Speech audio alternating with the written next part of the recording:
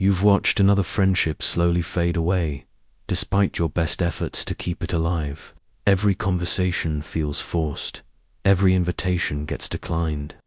And you're starting to wonder if you're the problem, if there's something fundamentally wrong with how you connect with people. I am Dale Carnegie, and I spent my entire life studying the art of human connection, discovering why some people effortlessly build lasting friendships, while others struggle with loneliness despite being good people. What I learned about friendship will transform how you connect with others, giving you the precise principles that turn acquaintances into lifelong friends and repair relationships you thought were beyond saving. The same techniques that helped millions of people win friends and influence others can rescue your friendships and build the meaningful connections you've been craving. But first, like this video, subscribe for more relationship wisdom, and comment below where you're watching from. I want to know which corner of the world is ready to master the art of true friendship. Let me tell you about the most embarrassing moment of my early life, the moment that would eventually lead to everything I discovered about human friendship. I was 24 years old, standing before a small group of farmers in Missouri, my hands trembling as I held my first speech notes. I was supposed to be selling them on a new farming technique, but within minutes, I could see their eyes glazing over, their attention drifting to anything but me. I had prepared for weeks, memorizing every fact and figure, but I had completely forgotten to prepare for the most important element, connecting with the people in front of me. My speech was about me proving how smart I was, not about helping them solve their problems. That night, I drove home in complete silence, realizing I had failed not just as a speaker, but as a human being trying to reach other human beings. You see, I grew up on a Missouri farm, and like many young men of my generation, I was awkward, self-conscious, and desperately lonely. I had all the social skills of a fence post. I would attend church socials and stand in the corner, watching other people laugh and connect, wondering what secret they possessed that I didn't. I tried to be funny, but my jokes fell flat. I tried to be impressive, but people seemed bored. I tried to be helpful, but somehow always said the wrong thing. The loneliness was crushing. I would lie awake at night, replaying every awkward conversation, every social mistake, every moment when I could feel someone's interest in me dying. I began to believe that some people were just born with the ability to make friends, and I wasn't one of them. I was convinced that I was destined to go through life as an outsider, always watching real friendships from a distance. But that humiliating failure in front of those farmers changed everything. Instead of giving up, I became obsessed with understanding why I had failed so miserably. I started watching people, really watching them. I noticed who commanded attention at gatherings and who was ignored. I observed which conversations energized people and which ones made them want to escape.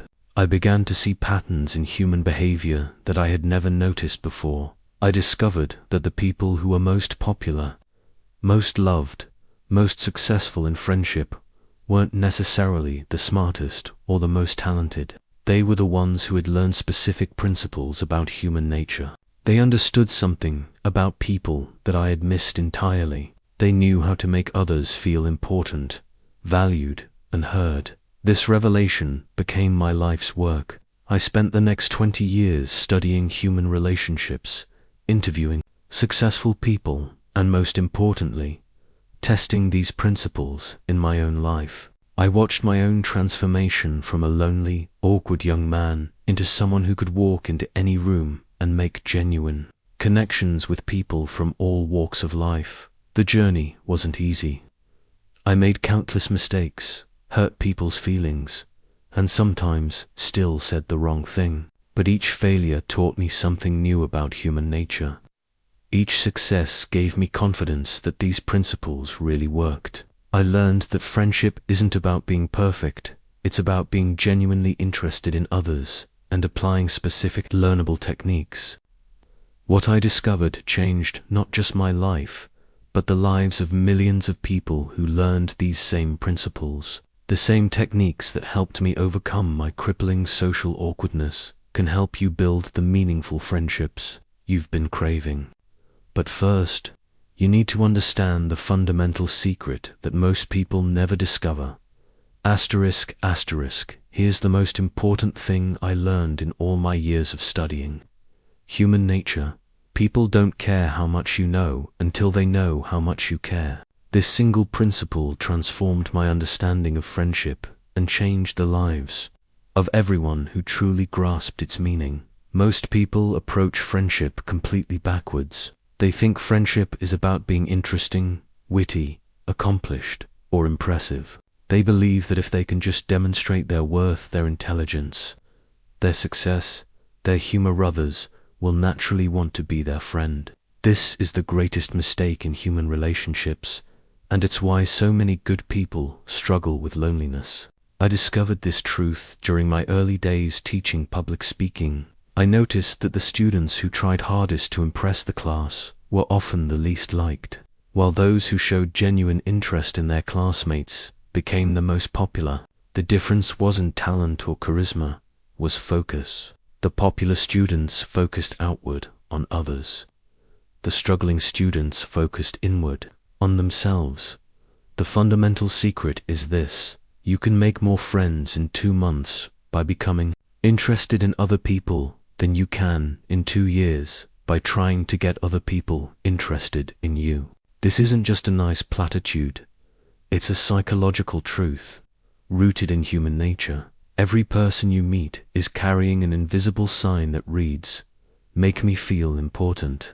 We all have an insatiable hunger to feel valued, understood, and significant.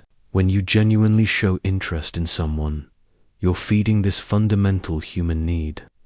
You're giving them something more precious than money or gifts. You're giving them the feeling that they matter. But here's what most people miss: the interest must be genuine. People can sense fake curiosity from a mile away.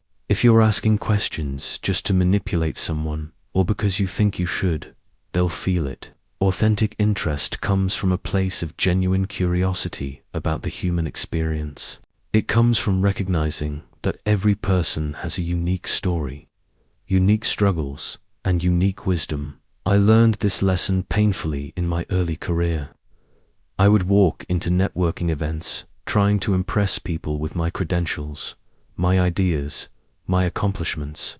I'd leave those events with a handful of business cards, but no real connections. People forgot me within hours because I had given them no reason to remember hadn't made them feel important or valued. Everything changed when I started asking people about themselves. Instead of talking about my latest project, I asked about theirs. Instead of sharing my opinions, I asked for their thoughts. Instead of trying to demonstrate my expertise, I asked them to share their knowledge. The transformation was immediate and dramatic. When you show genuine interest in people, something magical happens. They begin to associate you with good feelings. They start to see you as someone who gets them. They begin to trust you because you've demonstrated that you valued them as a person, not just as a means to an end. This principle works because it aligns with fundamental human psychology. We are all, at our core, self-interested, not in a selfish way, but in a survival way. We're naturally most concerned with our own thoughts, feelings, problems, and experiences. When someone else shows genuine interest in these things, they become incredibly valuable to us. Think about the people you consider your closest friends. I guarantee that each one is someone who has consistently shown genuine interest in your life, your thoughts, your dreams, and your struggles. They ask follow-up questions about things you've mentioned. They remember details about your life. They check in on things that matter to you. This isn't coincidence. This is the natural result of applied human psychology. The beautiful irony is that when you stop trying to be interesting and start being interested, you become infinitely more interesting to others. People are drawn to those who make them feel valued and understood.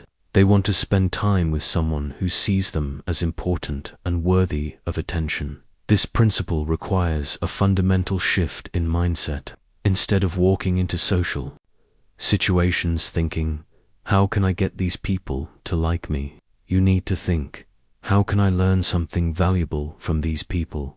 What can I discover about their experiences that might enrich my understanding of life? But genuine interest isn't just about asking questions.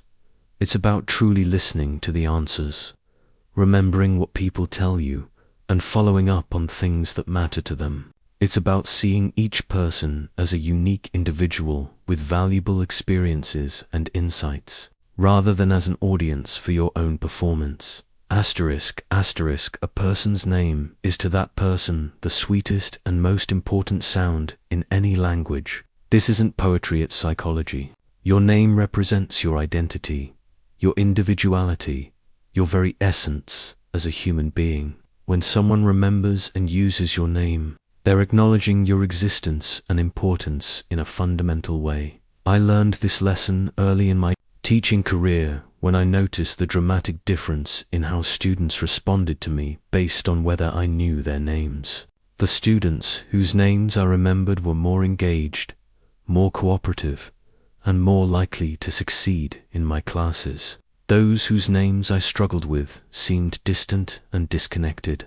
The simple act of remembering a name created an immediate bond. The reason names are so powerful lies in human psychology. From the moment we're born, our name becomes tied to our sense of self. It's the word that calls us to attention, that singles us out from the crowd, that represents our unique place in the world. When someone uses our name, it triggers a neurological response that makes us feel recognized and valued. Yet most people are terrible at remembering names. They meet someone, immediately forget the name, and spend the entire conversation avoiding using it. This is a tragic missed opportunity because remembering someone's name is one of the easiest ways to make a powerful first impression and begin building a genuine friendship.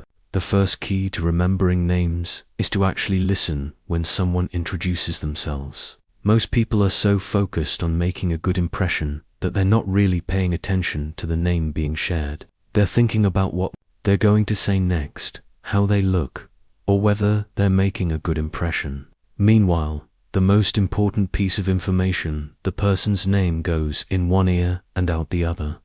When someone tells you their name, make it the most important thing in that moment. Look them in the eye, focus completely on the sound of their name, and immediately repeat it back. Nice to meet you, Sarah. This simple repetition begins the process of embedding the name in your memory. But don't stop there. Use their name naturally throughout the conversation. Instead of saying, "What do you think about that?" say, "What do you think about that, Sarah?" Instead of "It was great talking to you," say, "It was great talking to you, Sarah." Each repetition strengthens the memory pathway and makes the person feel more connected to you. I developed a system for remembering names that never failed me. First, I would immediately repeat the name when I heard it. Then I would use it at least 3 times during our first conversation. Finally, I would create a mental association between the name and something distinctive about the person, their appearance, their profession, or something they mentioned. For challenging names, I learned to ask questions. Could you spell that for me? Or is that pronounced like? People appreciate when you take the time to get their name right, and the extra attention required to learn the correct pronunciation actually helps cement it in your memory. The magic happens when you encounter that person again and use that name immediately. Watch their face light up with recognition and pleasure. You've just told them, without words, "You matter to me, you made an impression, you're worth remembering." This creates an instant positive association with you. I once had a student who was convinced he was terrible with names. I taught him my system, and within 6 months, he had transformed his social and professional life. He told me that remembering names had made him feel more confident in social situations and had dramatically improved his relationships with colleagues. and clients. The business world has recognized this principle for decades.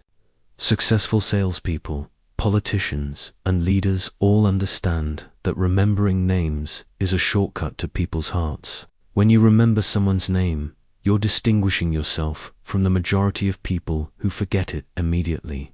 But the real power of remembering names goes beyond making good impressions.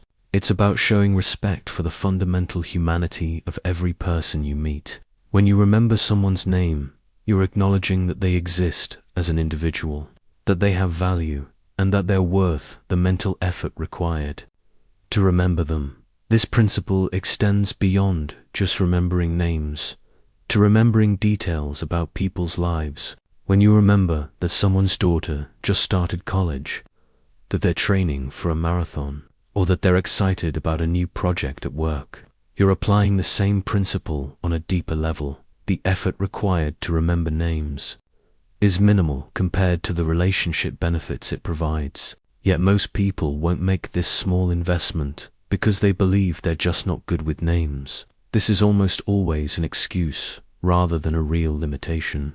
With attention and practice, anyone can dramatically improve their ability to remember names. Start today. In every new interaction, make remembering and using the person's name your top priority. Watch how differently people respond to you when you consistently use their name throughout your conversations. You'll discover that this simple technique opens doors to deeper connections and lasting friendships, faster than almost any other social skill. Asterisk. The difference between genuine interest and fake. Curiosity is the difference between building lasting friendships and manipulating people for personal gain. I've watched countless people try to fake it till they make it with human interest. And I can tell you that this approach always fails. People can sense insincerity from miles away, and when they do, they immediately put up their defenses. Genuine interest must come from a real place of curiosity about the human experience. It starts with a fundamental mindset shift, recognizing that every person you meet has lived a unique life full of experiences, challenges, wisdom, and stories that could enrich your own understanding of the world. I discovered this principle through my own painful experience with superficial networking. In my early career, I would attend business gatherings armed with prepared questions and forced enthusiasm, trying to extract useful information from people. My conversations felt hollow and transactional. People would answer my questions politely, but without any real engagement. I was going through the motions of interest without feeling genuine curiosity. Everything changed when I met an elderly gentleman at a conference who had built a successful manufacturing business from nothing.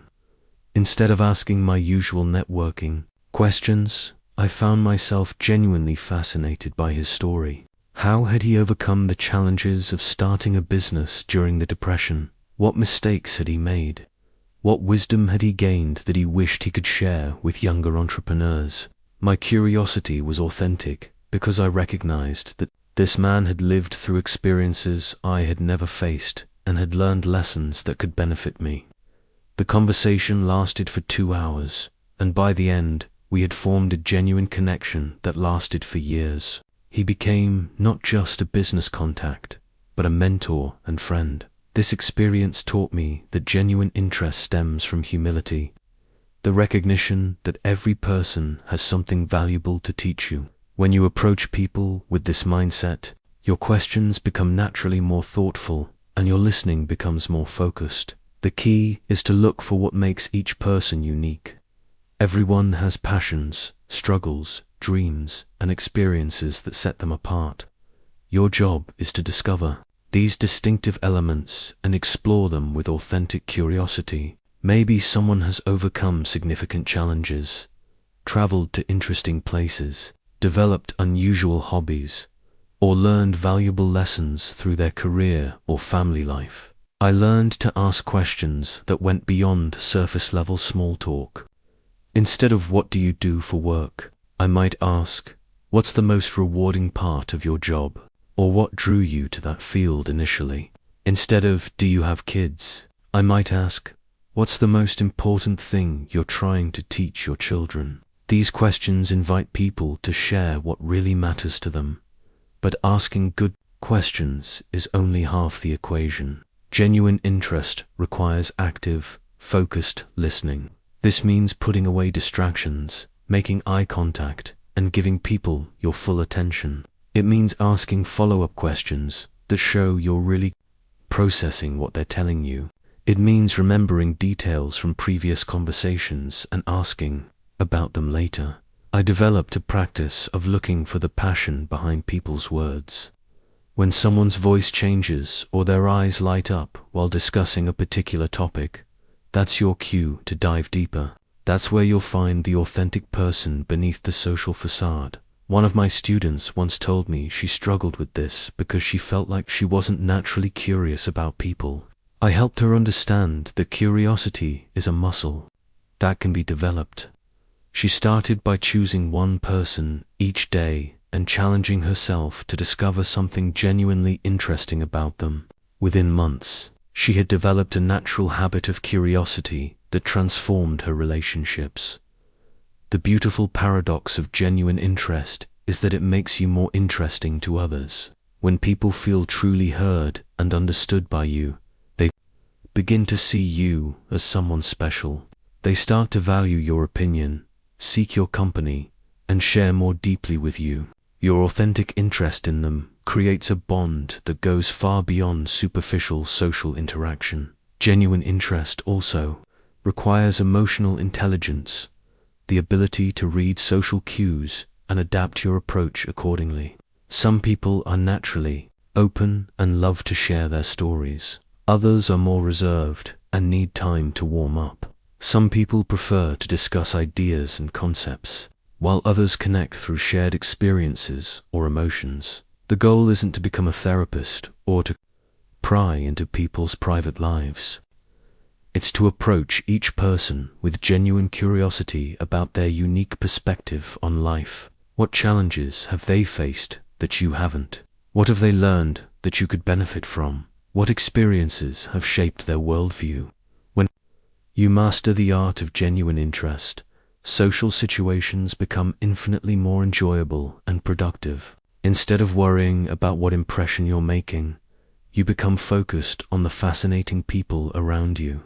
Instead of struggling to think of things to say, you find yourself naturally engaged in meaningful conversations. This principle transformed my life because it shifted my focus from myself to others. Instead of constantly worrying about whether people liked me, I became genuinely curious about who they were and what made them tick. This shift in focus eliminated my social anxiety and replaced it with authentic enthusiasm for human connection. I discovered one of the most powerful secrets of human connection purely by accident. I was attending a dinner party where I was seated next to a woman who was considered one of the most fascinating conversationalists in the city. I was eager to impress her with my wit and knowledge, but she immediately began telling me about her recent trip to Europe. For the next hour, I barely said a word. I simply listened to Lily listened as she shared her experiences, observations, and insights from her travels. I asked occasional questions to encourage her to continue, but mostly I just gave her my complete attention. At the end of the evening, she told our host that I was one of the most interesting people she had ever met. I had become interesting by being interested.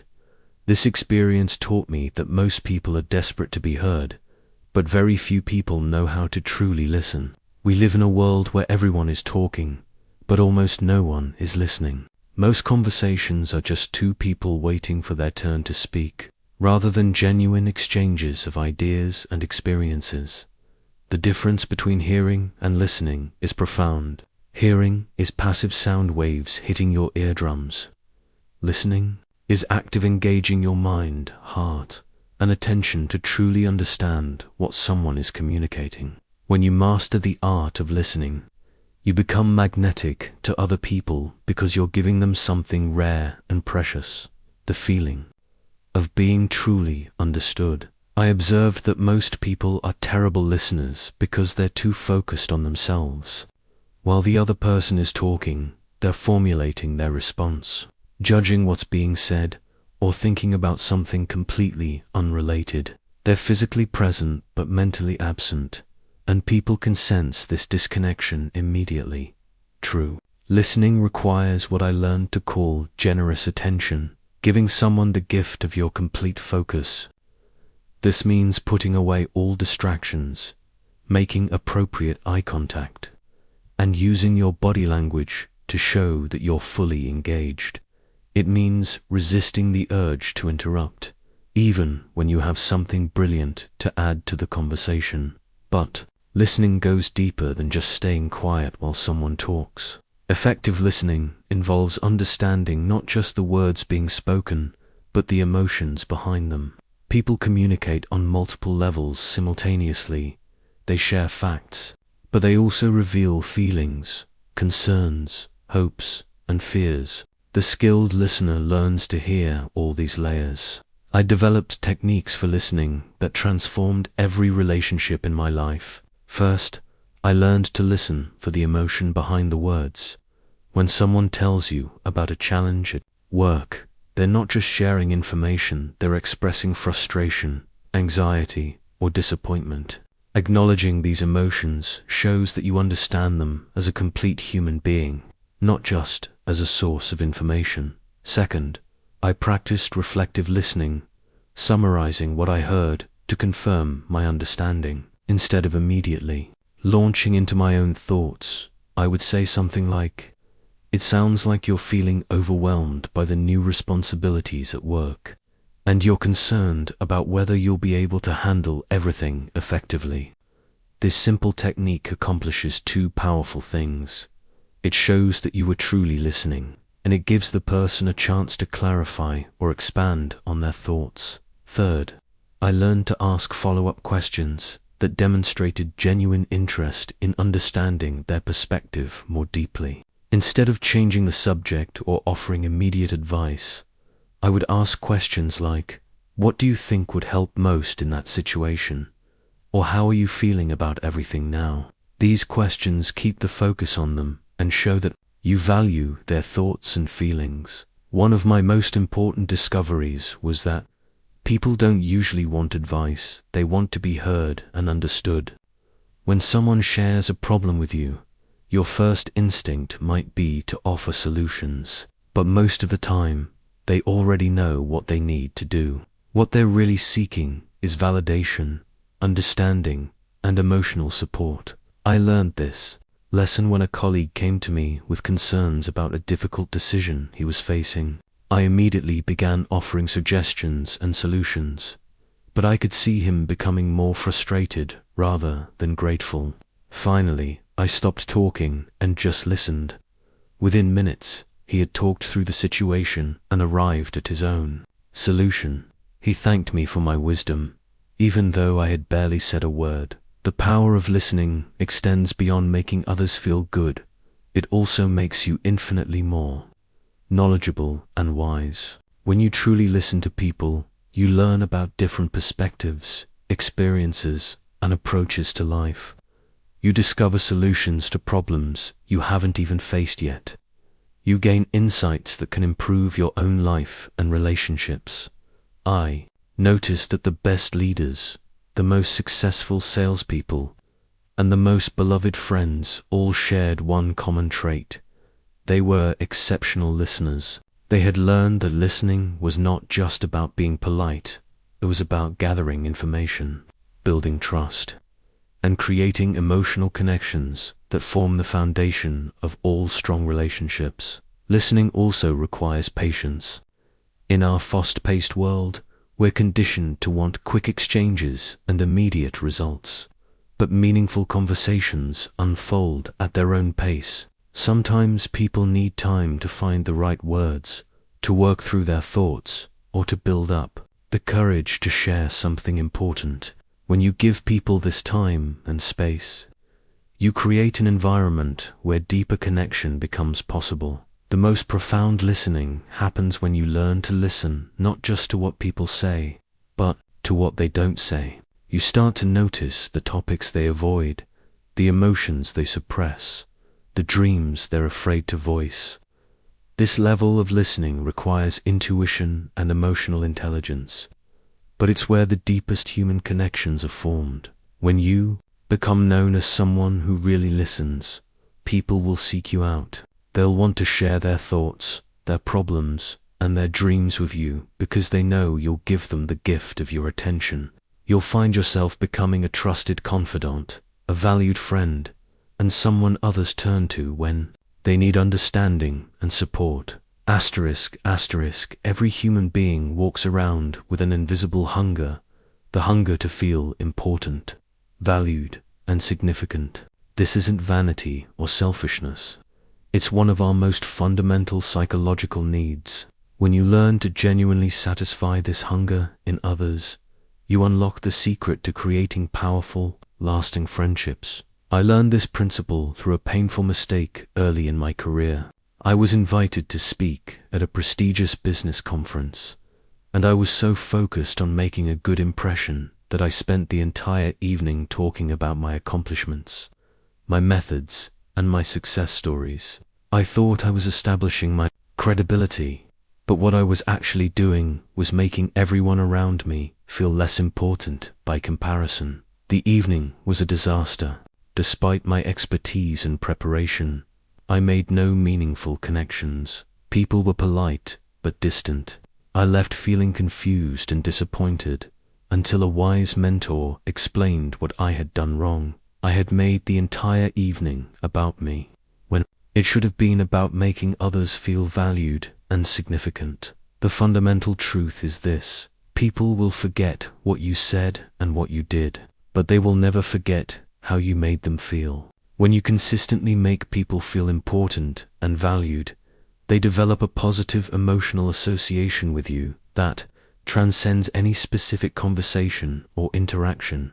But making others feel important isn't about empty flattery or false praise. People can detect insincerity immediately, and fake compliments actually have the opposite effect. They make people feel manipulated and diminished. Genuine appreciation requires you to look for authentic reasons to value someone and then express that appreciation in specific, meaningful ways. I developed a practice of looking for something genuinely admirable about every person I met. Maybe it was their dedication to their family, their persistence in overcoming challenges, their expertise in their field, or simply their kindness in how they treated others. Once I identified something authentic to appreciate, I would find a natural way to acknowledge it. The key is specificity. Instead of saying "you're really smart," which sounds generic and possibly insincere,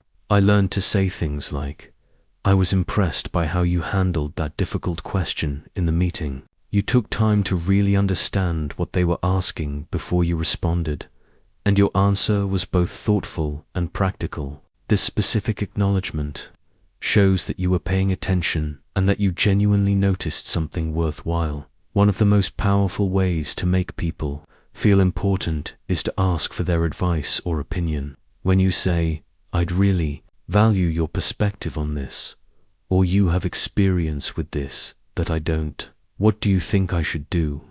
You're telling them that you consider their judgment valuable and their insights worth seeking. I discovered that successful people are often the most responsive to this approach because, despite their accomplishments, they still crave the validation that comes from being valued for their wisdom and experience. Some of my strongest professional relationships began when I genuinely sought advice from people whose expertise I respected. Another powerful technique is to acknowledge people's efforts, not just their results. Most people only receive recognition when they achieve something spectacular, but everyone puts effort into their daily work, their relationships, and their personal growth. When you notice and acknowledge someone's effort, their preparation, their persistence, their attention to detail, you're recognizing something that others often overlook. I learned to pay attention to the small things that reveal character. The person who always remembers to ask about your family, the colleague who stays late to help a teammate, the friend who takes time to choose thoughtful gifts.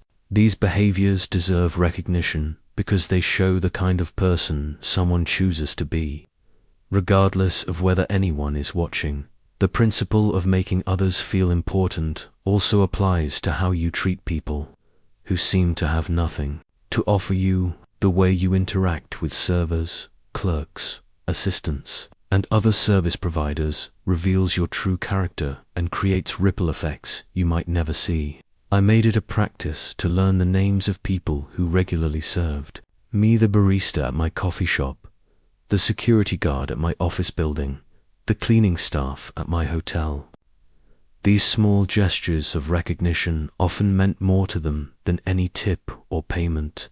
One of my most powerful discoveries was that making others feel important is not a finite resource. When you make one person feel valued, it doesn't diminish your ability to make others feel important as well. In fact, the opposite is true. People who feel genuinely valued by you are more likely to help you make others feel important too. I also learned that this principle requires consistency. You can't make someone feel important one day and ignore them the next. People notice patterns in how you treat them over time, and inconsistency destroys trust faster than almost anything else. When people know they can count on you to treat them with respect and appreciation, they begin to see you as someone genuinely worthy of friendship. The most important insight I gained about making others feel important is that it must come from genuine appreciation, not from manipulation or strategy. When your motivation is to truly value people for who they are rather than what they can do for you, your sincerity shows through in ways that create lasting bonds. Making others feel important isn't just about what you say. It's about how you listen, how you remember details about their lives, how you follow up on things that matter to them, and how you treat them when no one else is watching. It's about seeing the inherent dignity and worth in every person and expressing that recognition through your words and actions. When you master this principle, you'll find that people are naturally drawn to you because you give them something rare in this self-focused world: the feeling that they matter, that they're seen, and that they're valued for who they are rather than what they can provide. Appreciation is the deepest human need, yet it's also the most neglected element in modern relationships. I spent years studying why some relationships flourish while others wither, and I discovered that appreciation, genuine, specific, heartfelt appreciation, is the nutrient that allows human connections to grow and thrive. The difference between appreciation and mere compliments is profound. A compliment is surface level: nice shirt or good job on that project. Appreciation goes deeper, recognizes the person behind the action, the effort behind the result, the character behind the behavior. Appreciation says, I see you, I value you, and I'm grateful for who you are and what you contribute. I learned this distinction through a humbling experience with my wife. For years, I thought I was being appreciative by occasionally saying, "Thank you for dinner," or commenting that the house looked nice. But one day, she told me that she felt taken for granted despite my polite acknowledgments. I realized that my thanks were automatic and generic. They didn't recognize the thought, effort, and care she put into creating a warm home for our family. Began to pay closer attention to the details of what she did and why it mattered. Instead of "thanks for dinner," I started saying things like, "I know you planned this meal carefully, and I can tell you chose things you knew I'd enjoy. It means so much to me that after your own long day, you still take time to create something special for us." The change in our relationship was immediate and dramatic. This experience taught me that appreciation works because it satisfies three fundamental human needs simultaneously: the need to be seen, the need to be valued, and the need to matter. When you offer genuine appreciation, you're telling someone that you've noticed their efforts, that those efforts have value, and that they've made a positive difference in your life. But appreciation must be specific to be powerful. Generic praise like "you're awesome" or "you always do great work" sounds hollow because it could apply to anyone. Specific appreciation shows that you've actually paid attention. The way you handled that angry customer yesterday was remarkable. You stayed calm, listened to her concerns, and found a solution that made her feel heard. That's exactly the kind of service that builds customer loyalty. I developed a practice of what I called appreciation archaeology, actively looking for things to appreciate about the people in my life. This wasn't about finding things to compliment. It was about discovering the genuine value that others brought to my world. The security guard who always greeted me warmly, the colleague who remembered to follow up on projects, the friend who listened without judgment when I was struggling.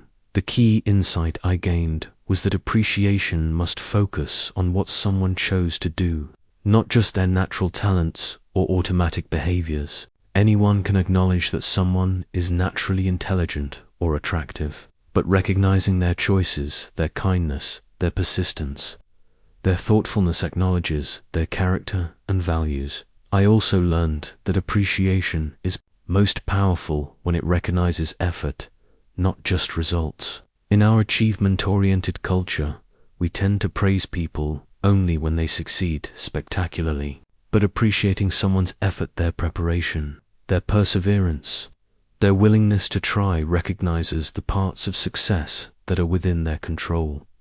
One of my students shared a story that perfectly illustrated this principle. Her teenage son was struggling in math, despite working hard every night on his homework. Instead of focusing on his grades, she began appreciating his effort. "I see how you stick with these problems, even when they're frustrating.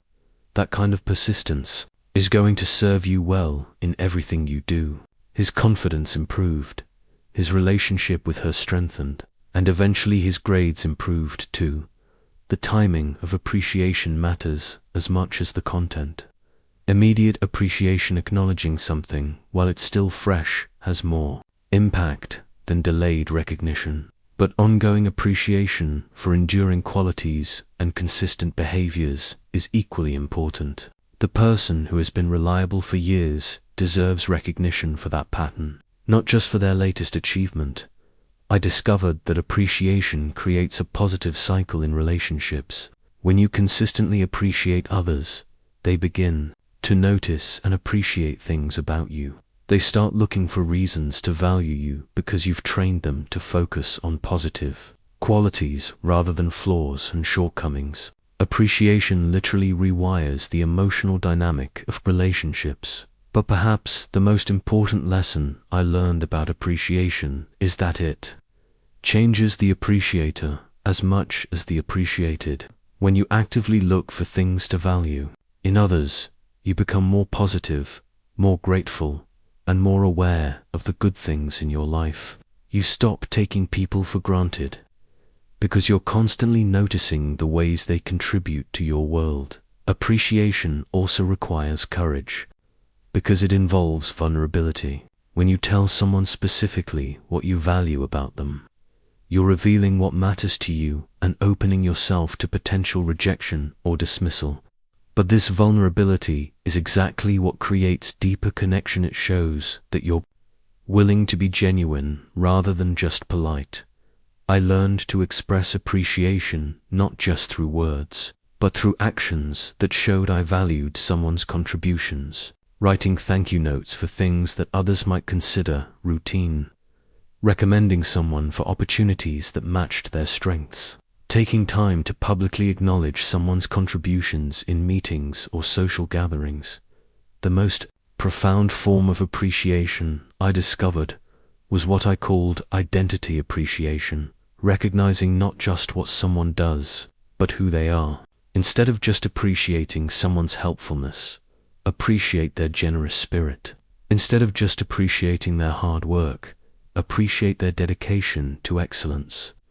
This kind of appreciation affirms their core identity and values. When you make appreciation a consistent practice rather than an occasional gesture, you become someone others treasure in their lives. People will seek your company because you make them feel valued and significant.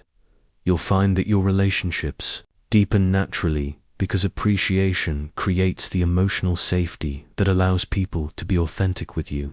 After years of studying failed relationships and observing the patterns that destroy friendships, I identified what I call the friendship killers, specific behaviors that poison even the strongest connections between people. Understanding these destructive patterns isn't just academic. It's essential for anyone who wants to build and maintain lasting friendships. The first and most deadly friendship killer is criticism. I learned this the hard way during my early years when I believed that pointing out people's mistakes and flaws was helpful. I thought I was being honest and constructive, but what I was actually doing was making people feel defensive, inadequate, and eventually resentful. Criticism attacks a person's sense of worth and competence. When you criticize someone, you're essentially telling them that they're deficient, that their judgment is poor, or that they've failed to meet your standards. Even when delivered with good intentions, criticism triggers a defensive response that shuts down open communication and breeds resentment. I watched a promising friendship between two colleagues disintegrate because one person couldn't resist correcting the other's minor mistakes. What started as helpful feedback became a pattern of constant criticism that made the criticized person feel inadequate and judged. Eventually, they stopped spending time together because one person never felt good about themselves in the other's presence. The second friendship killer is argument and confrontation. Most people believe that winning an argument proves they're right, but I discovered that winning an argument often means losing a friend. When you argue with someone, you're essentially telling them that they're wrong, that their thinking is flawed, or that their perspective is invalid. Even when you're factually correct, making someone feel stupid or wrong damages the relationship. People don't like to be proven wrong, and they especially don't like to be made to feel foolish in front of others. I learned that it's better to be kind than to be right, especially when the relationship matters more than the particular point being debated. I once watched a dinner party turn uncomfortable when one guest insisted on correcting another's facts about a historical event. Even though the corrector was right, the corrected person felt embarrassed and diminished. The evening's warmth evaporated, and I never saw those two people interact comfortably again. The third friendship killer is taking people for granted. When someone consistently shows up for you, helps you, or enriches your life, it's easy to start expecting their support rather than appreciating it. This gradual shift from gratitude to entitlement slowly erodes the foundation of friendship. I've seen marriages fail, and friendships end because one person stopped acknowledging the other's contributions. When people feel unappreciated, they begin to question why they're investing energy in the relationship. They start to feel used rather than valued, and eventually they withdraw their support and affection. The fourth friendship killer is betrayal of confidence. When someone trusts you with private information, they're giving you a gift of vulnerability. Breaking that trust, whether through gossip, casual sharing, or intentional betrayal, destroys the safety that friendship requires. I learned that people need to feel secure that what they share with you will be held in confidence. Even sharing someone's private information with good intentions or in casual conversation can feel like a violation of trust. Once that trust is broken, it's extremely difficult to rebuild. The fifth friendship killer is self-centeredness. Every conversation, every interaction, and every decision about yourself. When you consistently redirect conversations to your own experiences, problems, or interests, you send a message that you're not really interested in the other person as an individual. I observed this pattern in a man who could turn any topic into a story about himself. If you mentioned being tired, he'd talk about his exhaustion. If you shared good news, he'd top it with his own achievements. People eventually stopped sharing with him because they knew he wasn't really listening. was just waiting for his turn to talk about himself. The sixth friendship killer is unreliability. When you consistently break promises, show up late, cancel plans, or fail to follow through on commitments, you communicate that the relationship isn't a priority for you. People learn that they can't count on you, and eventually they stop trying. Reliability isn't just about major commitments. It's about the small things too.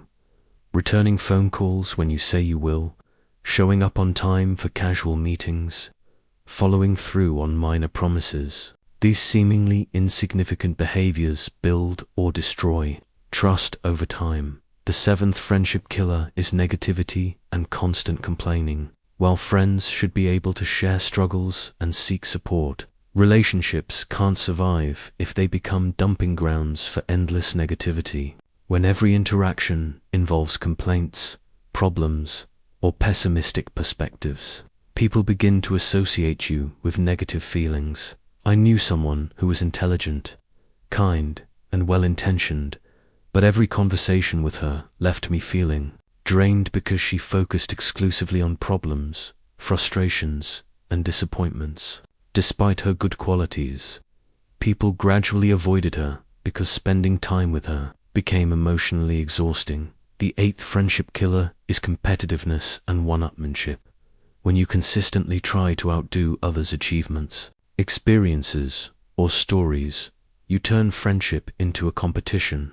This makes people feel like they need to guard their successes around you rather than celebrate them. I watched a friendship deteriorate because one person couldn't simply celebrate the other's accomplishments without immediately sharing their own superior achievements. What should have been moments of shared joy became uncomfortable competitions that left both people feeling disconnected. The final friendship killer is judgment and moral superiority.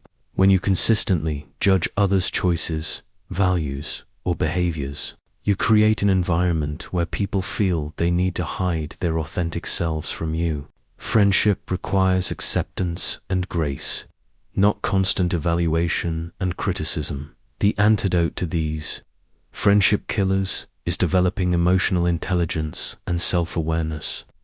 You must learn to recognize these patterns in yourself before they destroy your relationships.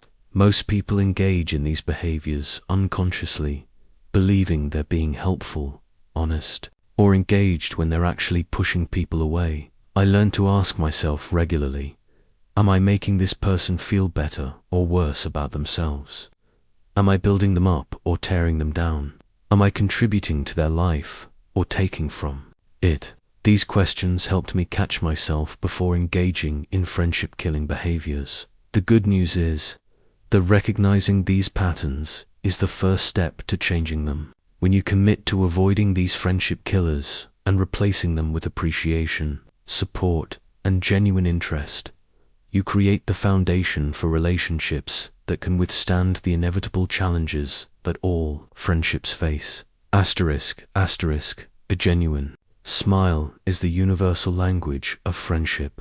It transcends cultural barriers, economic differences, and social boundaries. In all my years of studying human behavior, I've never encountered a single person who didn't respond positively to a warm, authentic smile. Yet most people underestimate the profound power of this simple expression. I discovered the transformative power of smiling through a personal experiment that changed my approach to every human interaction. I was going through a particularly difficult period in my life, feeling discouraged and disconnected from others. My natural tendency was to keep my head down, avoid eye contact, and move through my day with a serious, preoccupied expression. One morning, I decided to challenge myself. For one entire day, I would smile genuinely at every person I encountered. Not a forced fake smile, but a warm expression that came from deliberately choosing to see something positive in each interaction. The results were immediate and astonishing. The barista who usually served me coffee with efficient indifference suddenly became warm and talkative. The security guard who typically nodded politely began sharing stories about his family. Colleagues who normally exchanged only business pleasantries started including me in their conversations and lunch plans. By the end of that single day, I felt more connected to other people than I had in months. This experience taught me that a smile does more than just make others feel good. It actually changes your own emotional state. When you smile, even deliberately, your brain releases endorphins and serotonin that improve your mood and energy. You literally cannot maintain feelings of anger, resentment, or sadness while genuinely smiling. The physical act of smiling rewires your emotional experience, but the smile must be authentic to be effective. People can immediately distinguish between a genuine smile and a fake one. A genuine smile involves not just your mouth, but your entire face, especially your eyes. When you're truly pleased to see someone or genuinely happy about an interaction, it shows in ways that can't be manufactured or forced. I learned that developing an authentic smile begins with developing authentic positive feelings toward others. When you genuinely like people, when you're truly interested in their well-being, when you honestly enjoy human connection, your smile becomes natural and magnetic. The smile becomes an external expression of your internal appreciation for others. The psychological impact of smiling extends far beyond the immediate interaction. When you smile at someone, you're sending a subconscious message. I'm approachable, I'm friendly, and I'm glad you exist. This message makes people feel safe and welcome in your presence. They begin to associate you with positive emotions, even if they can't articulate exactly why. I observed that successful people in every field, business leaders, teachers, salespeople, public speakers, all shared the ability to smile genuinely and frequently. Their smiles weren't frivolous or superficial. They were expressions of their fundamental approach to human relationships. They had learned that people are naturally drawn to those who seem genuinely happy to see them. The power of smiling becomes even more apparent in difficult or tense situations. When someone is angry, frustrated, or upset, responding with a genuine smile can completely change the dynamic of the interaction. The smile doesn't dismiss their concerns or minimize their feelings. Instead, it communicates that you care about them as a person despite the challenging circumstances. I once witnessed a remarkable example of this principle when a customer was berating a store clerk over a minor mistake. Instead of becoming defensive or argumentative, the clerk maintained a warm, genuine smile while addressing the customer's concerns. Within minutes, the customer's anger had dissipated, and by the end of the interaction, he was apologizing for his harsh tone. The clerk's smile had created emotional safety that allowed the situation to de-escalate naturally. But smiling isn't just about managing others' emotions, it's about creating the kind of person you want to be. When you make smiling a habit, you train yourself to look for positive aspects in every situation and every person. You become more optimistic, more resilient, and more attractive to others because you radiate positive energy. I developed a practice of what I've called preemptive smiling, choosing to smile before entering any social situation. Whether I was walking into a meeting, approaching a store clerk, or greeting a neighbor, I would consciously put a genuine smile on my face before the interaction began. This simple practice set a positive tone that influenced the entire encounter. The ripple effects of smiling are extraordinary. When you smile at someone, they're more likely to smile at others throughout their day. Your positive energy spreads beyond the immediate interaction, creating a chain reaction of good feelings that can affect dozens of people. You become a source of positive energy in the world, and people are naturally drawn to those who make them feel better about life. I also learned that smiling is particularly powerful when combined with the other friendship principles. A smile while remembering someone's name, a smile while listening to their concerns, a smile while expressing appreciations. These combinations create an irresistible warmth that draws people into deeper connection with you. The most important insight I gained about smiling is that it must come from a genuine place of goodwill toward others. When your smile reflects authentic happiness, appreciation, or affection, it becomes magnetic. When it's forced or manipulative, people sense the insincerity and respond with suspicion rather than warmth. Developing a genuine smile habit requires working on your inner attitude toward people and life. When you choose to see the good in others, when you appreciate the privilege of human connection, when you genuinely enjoy meeting and interacting with people, your smile becomes natural and powerful. You stop having to remember to smile because you're genuinely pleased by the opportunity to connect with another human being. Asterisk. The fastest way to connect with anyone is to discover what truly matters to them and speak in terms of their interests, not yours. This principle transformed my ability to build relationships because it shifted my focus from trying to impress others to genuinely engaging with what excited and motivated them. I learned this lesson during a business dinner where I was seated next to a prominent banker. I spent the first hour trying to interest him in my work, my ideas, and my projects. His responses were polite but clearly disengaged. Then, quite by accident, I mentioned that I had recently visited Montana. His entire demeanor changed. It turned out that he was passionate about fly fishing and owned a cabin in Montana where he spent every vacation but the next 2 hours. I asked him about fishing techniques, his favorite streams, the equipment he preferred, and his most memorable catches. I had never fly fished in my life, but I was genuinely fascinated by his passion and knowledge. By the end of the evening, he was treating me like an old friend, inviting me to visit his cabin, and offering to help with my business projects. I had connected with him not through my interests, but through his dot. This experience taught me that everyone has subjects that light them up, topics that energize them, engage their passion, and make them feel most alive.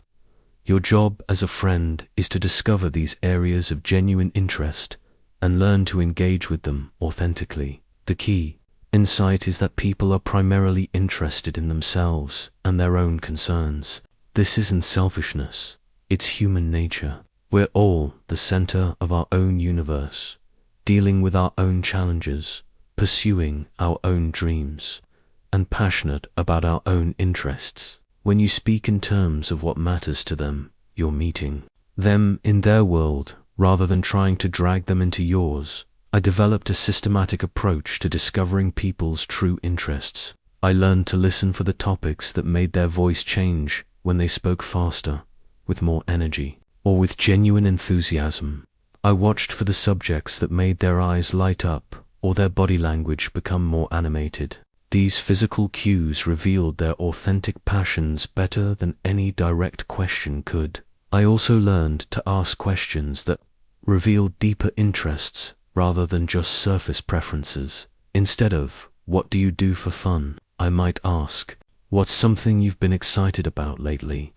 Instead of, "What's your job like?" I might ask, "What's the most rewarding part of your work?" These questions invited people to share what truly energized them rather than just providing factual information. The power of this principle became clear when I met a woman at a conference who seemed reserved and difficult to connect with.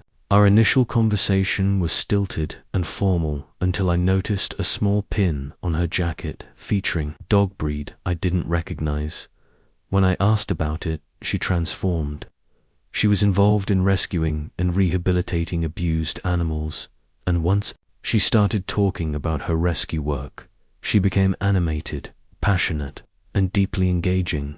By focusing on her interest in animal rescue, I learned about her values, her dedication, her problem-solving skills, and her compassionate nature.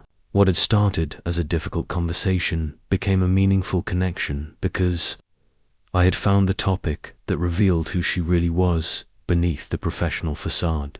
But talking in terms of others' interests requires genuine curiosity, not just strategic questioning. People can sense when you're asking questions just to manipulate them or when you're feigning interest to get something you want. The interest must be authentic. You must genuinely want to understand what makes them passionate and why it matters to them. I learned that this principle works because it satisfies multiple psychological needs simultaneously. When you show genuine interest in someone's passion, you're making them feel important, understood, and valued. You're also giving them the opportunity to share their expertise and enthusiasm, which most people rarely get to do in their daily interactions. One of my students applied this principle with remarkable results in his workplace. He was struggling to build relationships with his colleagues until he started paying attention to their interests outside of work. He discovered that one colleague was passionate about photography, another was training for marathons, and a third was learning to play guitar. By engaging with these interests, asking about weekend photo shoots, inquiring about training progress, expressing curiosity about musical techniques, he transformed his workplace relationships and became one of the most well-liked people in his office. The principle also applies to professional situations. I learned that the most successful salespeople, negotiators, and leaders all understand that people make decisions based on their own interests and concerns, not on what you think they should care about. When you frame your ideas, proposals, or requests in terms of how they benefit the other person's priorities, you dramatically increase your chances of success. I once watched a master salesman sell an expensive piece of equipment to a reluctant buyer. Instead of talking about the product's features or his company's reputation, he spent an hour learning about the buyer's specific challenges, goals, and concerns. Then he presented the equipment entirely in terms of how it would solve the buyer's problems and help him achieve his objectives. The sale was effortless because the conversation was entirely focused on the buyer's interests. But perhaps the most important aspect of this principle is that it requires you to genuinely expand your own interests and knowledge. When you consistently engage with other people's passions, you become more well-rounded, more knowledgeable, and more interesting yourself. You develop genuine appreciation for subjects you might never have encountered otherwise. I discovered that my life became infinitely richer when I started engaging with others' interests. Through conversations with passionate people, I learned about art, music, sports, hobbies, professions, and perspectives that I never would have explored on my own. Each person became a teacher who could share their unique knowledge and enthusiasm. The key to mastering this principle is to remember that you don't need to become an expert in someone's area of interest to engage meaningfully with it. You just need to be genuinely curious about why it matters to them and how it enriches their life. Your authentic interest and thoughtful questions will be more valuable to them than surface-level knowledge or fake expertise. Asterisk, the ability to disagree without destroying relationships is one of the most valuable skills you can develop in human relations. I learned this principle through a series of painful experiences where I damaged friendships by insisting on being right, rather than preserving the relationship. Early in my career, I believed that winning arguments was a sign of intelligence and strength. I would debate every point, correct every mistake, and prove my position with facts and logic. What I didn't realize was that while I was winning arguments, I was losing friends. People began to avoid controversial topics around me, and eventually, they began to avoid me altogether. The turning point came when I lost a valued friendship over a political disagreement. During a dinner party, a friend expressed views that I strongly disagreed with. Instead of listening to understand his perspective, I launched into a detailed refutation of his position. I presented evidence, quoted statistics, and systematically dismantled his arguments. By the end of the evening, I had proven that I was right and he was wrong, but I had also made him feel stupid, embarrassed, and attacked in front of our mutual friends. Our friendship never recovered. He began declining invitations to gatherings where I would be present. And when we did encounter each other, our interactions were cordial but cold. I had won the argument, but lost something far more valuably meaningful: relationship. This painful experience taught me that you can't win an argument. If you lose the argument, you lose. If you win the argument, you still lose because you've made the other person feel diminished, defensive, and resentful.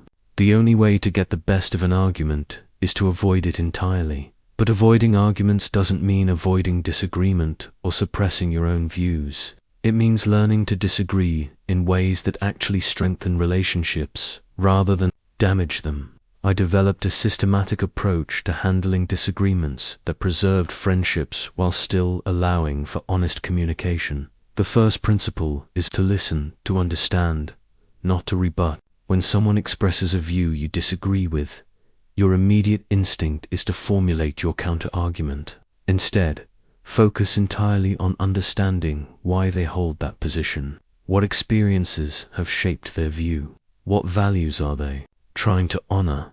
What concerns are driving their perspective? I learned to ask questions like, "Help me understand why you see it that way," or "What led you to that conclusion?" These questions aren't challenges to their position. They're genuine attempts to understand their reasoning. Often, this understanding reveals that your disagreement is smaller than it initially appeared, or that you're actually concerned about different aspects of the same issue. The second principle is to find common ground before addressing differences. Every disagreement contains areas of agreement, even if they're not immediately obvious. Maybe you disagree about the solution, but agree about the problem. Maybe you disagree about methods, but agree about goals. Maybe you disagree about priorities, but agree about values. I made it a practice to identify and acknowledge these areas of agreement before discussing our differences. I might say, "I think we both want what's best for our community, and we both care about treating people fairly. Where I see things differently is." This approach frames the disagreement as a difference in perspective between allies rather than a conflict between enemies. The third principle is to express your views without attacking theirs. Instead of saying, "You're wrong about this," I learned to say, "I see it differently, and here's why." Instead of "That's a terrible idea," I would say, "I have some concerns about that approach." This subtle shift in language preserves their dignity, while still allowing you to express your perspective. I also learned the power of phrases like, "I may be wrong, but ... or "Here's how it looks from my perspective ... These phrases acknowledge that your view is one perspective among many, not the absolute truth that others must accept. This humility makes people more open to considering your position, because you're not demanding that they admit they're wrong. The fourth principle is to focus on the future rather than relitigating the past. Many arguments become destructive because they devolve into debates about who said what, who was right before, or who made mistakes. These backward-looking discussions rarely resolve anything and often intensify conflict. Instead, I learned to redirect disagreements toward collaborative problem-solving. Given where we are now, what do you think would be the best way forward? This approach transforms the dynamic from adversarial debate to cooperative planning, even when you have different starting assumptions. I once witnessed a remarkable example of this principle when two business partners had a serious disagreement about company strategy. Instead of arguing about whose vision was correct, they focused on identifying their shared goals and brainstorming ways to achieve them that incorporated elements from both perspectives. Their disagreement became a creative collaboration that strengthened both their strategy and their partnership. The fifth principle is to be willing to be wrong. This was the hardest lesson for me to learn because I had spent years building my identity around being knowledgeable and correct. But I discovered that admitting when you're wrong or when you don't have all the information actually enhances your credibility rather than diminishing it. When someone presents information that contradicts your position, instead of becoming defensive, you can say, "I hadn't considered that. You may be right," or that's a perspective I hadn't thought about. Let me think about it. This response shows intellectual honesty and openness that people respect and admire. The sixth principle is to know when to disengage. Some disagreements can't be resolved, and some people aren't open to respectful dialogue. When you recognize that a conversation is becoming destructive, it's better to gracefully withdraw than to continue fighting. You can say something like, "I think we see this differently, and that's okay. Let's talk about something else." The most important insight I gained about handling disagreements is that preserving the relationship is almost always more important than winning the argument.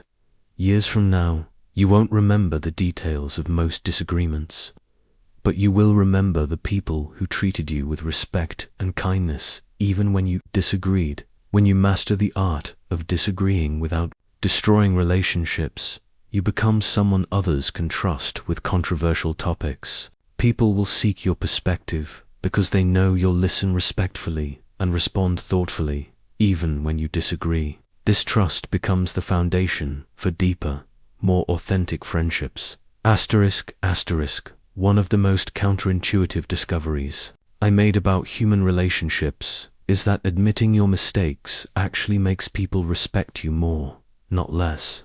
For years, I operated under the assumption that acknowledging errors would diminish my credibility and make others lose confidence in me. I couldn't have been more wrong. The revelation came during a particularly humbling experience early in my teaching career. I had made a significant factual error during a lecture, and a student politely pointed it out in front of the entire class. My immediate instinct was to deflect, rationalize, or minimize the mistake.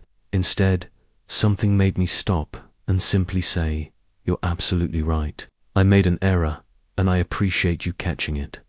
Let me correct that information for everyone." The response was remarkable. Instead of losing credibility, I gained it. Students began approaching me after class to share their own questions and uncertainties, because they had seen that I could handle being wrong with grace and honesty. My willingness to admit a mistake had actually made me more trustworthy in their eyes, not less. This experience taught me that admitting mistakes is powerful because it demonstrates three crucial character traits that people value in relationships: honesty, humility, and courage. When you acknowledge an error, you're showing that you value truth over ego, relationship over reputation, and growth over perfection. But most people resist admitting mistakes because they fear it will make them appear weak, incompetent, or unreliable. This fear is based on a fundamental misunderstanding of human psychology. People don't lose respect for those who make mistakes. Everyone makes mistakes. They lose respect for those who lack the integrity to acknowledge their errors or the wisdom to learn from them. I learned that there's a dramatic difference between admitting mistakes defensively and admitting them gracefully. Defensive admissions are accompanied by excuses, justifications, or blame shifting. I made a mistake, but it was because I was rushed or I was wrong, but anyone would have made the same error given the circumstances. These defensive admissions actually make things worse because they suggest you're not taking full responsibility. Graceful admissions are clean and complete. I made a mistake. I was wrong about that. I should have handled it differently. There's no deflection, no excuse making, no attempt to minimize the error. This clean acknowledgement demonstrates maturity and integrity that people find both rare and admirable. I developed what I called the 4-step mistake protocol that transformed how I handled errors in all my relationships. First, acknowledge the mistake quickly and clearly without minimizing it. Second, take full responsibility without making excuses or blaming circumstances. Third, apologize sincerely if the mistake affected others. Fourth, explain what you've learned and how you'll prevent similar mistakes in the future. One of my most powerful experiences with this protocol occurred when I completely forgot about a dinner commitment with a close friend. When I realized my error the next day, I could have made excuses about my busy schedule or the demands of my work. Instead, I called him immediately and said, "I made a terrible mistake. I completely forgot about our dinner last night, and I have no excuse for that. I'm deeply sorry for wasting your time and disappointing you. I've put a better system in place to track my commitments so this won't happen again." His response surprised me. Instead of anger or disappointment, he expressed appreciation for my honesty and directness. He said that my willingness to take full responsibility without making excuses actually strengthened his trust in me because it showed that I valued our relationship more than my ego. I discovered that admitting mistakes quickly prevents small errors from becoming relationship-destroying problems. When you acknowledge a mistake immediately, you can often fix it before it causes significant damage. When you try to hide or deny mistakes, they tend to compound and create much larger problems that are harder to resolve. The principle also applies to opinions and judgments that turn out to be wrong. I learned to say things like, "I was wrong. About him, he's actually quite competent," or "I misjudged that situation completely. It's more complex than I initially thought." These admissions show that you're willing to update your views based on new information, which makes people more likely to trust your judgment in the future. Admitting mistakes also creates psychological safety in relationships. When you show that you can handle being wrong without becoming defensive or angry, you encourage others to be honest with you about their own mistakes and concerns. This openness leads to more authentic communication and stronger bonds. I observed this dynamic in the most successful teams and friendships I encountered. The groups where people felt safe admitting mistakes were also the groups where people took more creative risks, communicated more openly, and supported each other more generously. The leaders who admitted their errors created cultures where problems were solved quickly rather than hidden or ignored. But admitting mistakes requires genuine humility, not false modesty. Some people admit to small, inconsequential errors while refusing to acknowledge significant mistakes that really matter. Others admit mistakes so frequently that it becomes a form of self-deprecation rather than genuine accountability. The key is to be honest about real errors that affect others or impact important outcomes. I also learned that the timing of admissions matters. Admitting mistakes immediately when you discover them shows integrity. Admitting mistakes only when your court suggests you would have hidden them if possible. People notice this difference and respond accordingly. The most profound insight I gained about admitting mistakes is that it actually enhances your credibility rather than diminishing it. When people know that you'll acknowledge errors honestly, they begin to trust your other statements more completely. They reason that if you're willing to admit when you're wrong, you must be telling the truth when you claim to be right. This principle transformed my relationships because it removed the exhausting burden of trying to appear perfect, instead of constantly defending my ego and protecting my image. I could focus on learning, growing, and building genuine connections with others. The energy I had previously spent on self-protection became available for more productive and fulfilling interactions. When you master the art of admitting mistakes gracefully, you become someone others can trust with their own vulnerabilities and imperfections. People are drawn to those who demonstrate that it's safe to be human, to make errors, and to learn from them together. After decades of studying human behavior, I discovered that beneath every action, every decision, and every word lies a deeper motivation that drives that person's behavior. Understanding these hidden motivations is the key to building profound connections and avoiding the misunderstandings that destroy so many relationships. Most people operate on surface assumptions about why others behave as they do, and these assumptions are usually wrong. We assume the difficult colleague is intentionally obstructive when they might be struggling with insecurity. We assume the quiet friend doesn't care when they might be processing deep emotions.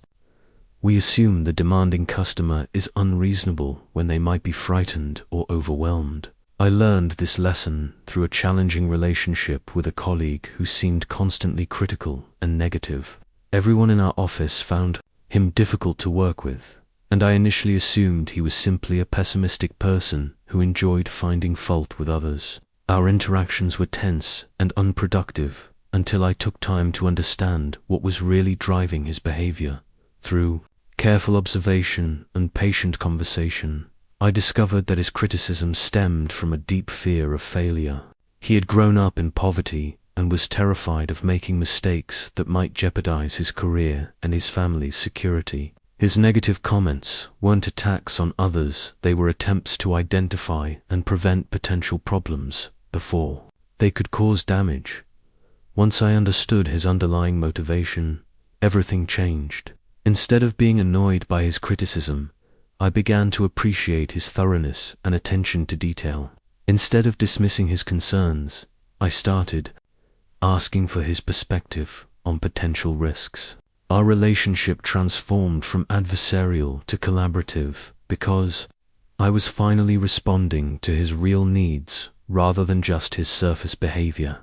This experience taught me that people are rarely motivated by what they appear to be motivated by. The seemingly arrogant person might be compensating for deep insecurity.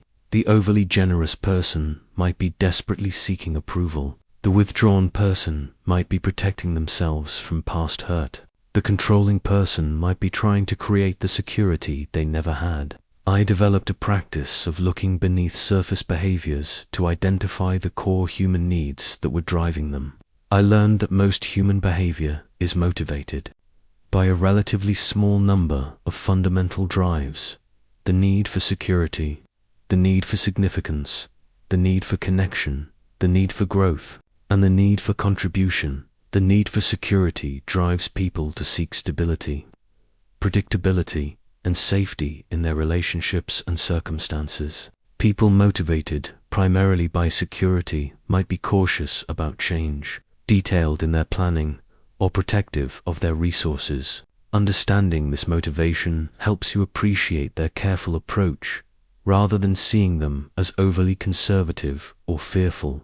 The need for significance drives people to feel important, valued, and unique. People motivated by significance might seek leadership roles, recognition for their achievements, or ways to stand out from others.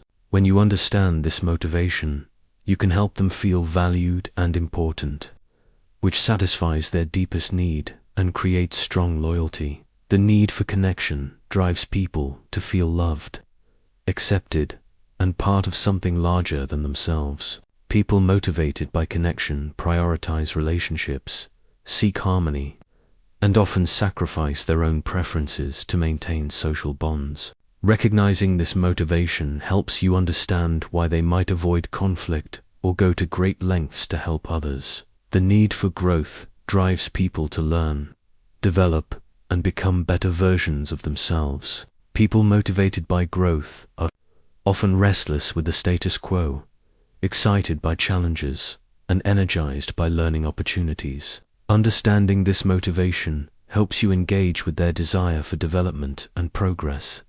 Asterisk. The need for contribution drives people to make a difference, help others, and leave a positive impact on the world. People motivated by contribution often volunteer, mentor others, or choose careers focused on service. Recognizing this motivation helps you connect with their desire to matter and make a meaningful difference. Asterisk. I learned that most people have one or two primary motivations that drive the majority of their decisions and behaviors. The key to building strong relationships is identifying these primary motivations and learning to interact with people in ways that honor and satisfy their deepest needs. This understanding transformed my approach to conflict resolution. Instead of focusing on surface disagreements, I began looking for the underlying needs that were creating tension. Often, conflicts that seemed irreconcilable on the surface could be resolved when the deeper motivations were understood and addressed. I once mediated a dispute between two department heads who seemed to disagree about everything. One favored rapid expansion, while the other insisted on careful consolidation. One wanted to delegate authority, while the other preferred centralized control. On the surface, they appeared to have fundamentally incompatible management philosophies, but when I explored their underlying motivations, I discovered that both were driven by a desire to ensure their team's success and security. The expansion advocate believed growth was necessary for long-term survival, while the consolidation advocate believed stability was crucial for protecting existing achievements. Once they understood that they shared the same fundamental goal, they were able to find creative solutions that honored both perspectives. Understanding motivations also helps prevent taking others' behavior personally. When someone is short with you, dismissive of your ideas, or resistant to your suggestions, it's natural to assume they have a problem with you, but usually, their behavior has nothing to do with you and everything to do with their own internal struggles, fears, or unmet needs. I learned to ask myself, what might this person be feeling or needing right now that's driving this behavior? This question shifted my focus from defending myself to understanding them, which almost always led to more productive interactions and stronger relationships. The most profound insight I gained about human motivation is that people can't help but pursue their deepest needs, even when their methods are counterproductive or harmful. The person who alienates others in their pursuit of significance still needs to feel important. The person who avoids commitment in their pursuit of security still needs to feel safe. Your job is to help them find healthier ways to meet their legitimate needs. When you consistently demonstrate that you understand and care about what really matters to people, they begin to trust you with their authentic selves. They stop performing or pretending and start sharing their real thoughts, feelings, and concerns. This authenticity becomes the foundation for relationships that can weather any storm, because they're built on genuine understanding and mutual care. Asterisk encouragement is the fuel that powers human potential, yet it's one of the scarcest commodities. In most people's lives, I discovered that the ability to genuinely encourage others is perhaps the most powerful tool for building unbreakable friendships and transforming lives. The distinction between encouragement and mere praise is crucial. Praise focuses on past achievements and current abilities. You're so smart, or great job on that project. Encouragement focuses on future potential and inner strength. I believe in your ability to figure this out, or you have the persistence to overcome this challenge. Praise feels good temporarily, but encouragement builds lasting confidence and resilience. I learned this distinction through my work with students who were struggling with public speaking. Those who received praise for their good performances felt temporary satisfaction but remained anxious about future challenges. Those who received encouragement about their courage, their improvement, and their potential developed genuine confidence that carried them through difficult situations. The power of encouragement lies in its ability to help people see possibilities they can't see themselves. When someone is facing a challenge, struggling with self-doubt, or considering giving up, your belief in them can provide the strength they need to persevere. You become a mirror that reflects their potential back to them when they can't see it themselves. I witnessed this power dramatically when I met a young man who had failed multiple times to launch his own business. He was convinced he wasn't cut out for entrepreneurship and was considering accepting a corporate job that would provide security but kill his dreams. Instead of offering sympathy or advice, I focused on what I genuinely observed about his character and capabilities. I told him that I had rarely met someone with his combination of creativity, resilience, and genuine care for customers. I acknowledged that his previous attempts hadn't succeeded, but I pointed out that each failure had taught him valuable lessons that most successful entrepreneurs had to learn the hard way.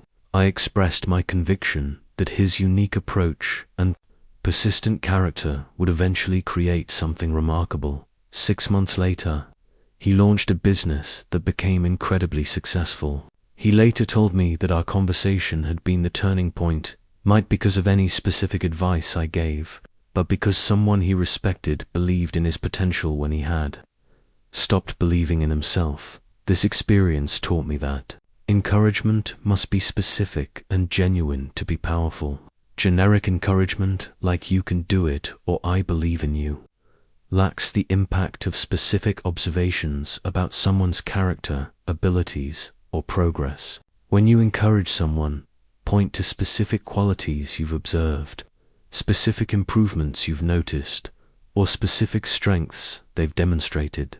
I've learned to look for 3 types of qualities to encourage in others: character traits that will serve them in any situation, specific abilities that are relevant to their current challenges, and evidence of growth or progress that they might not have noticed themselves.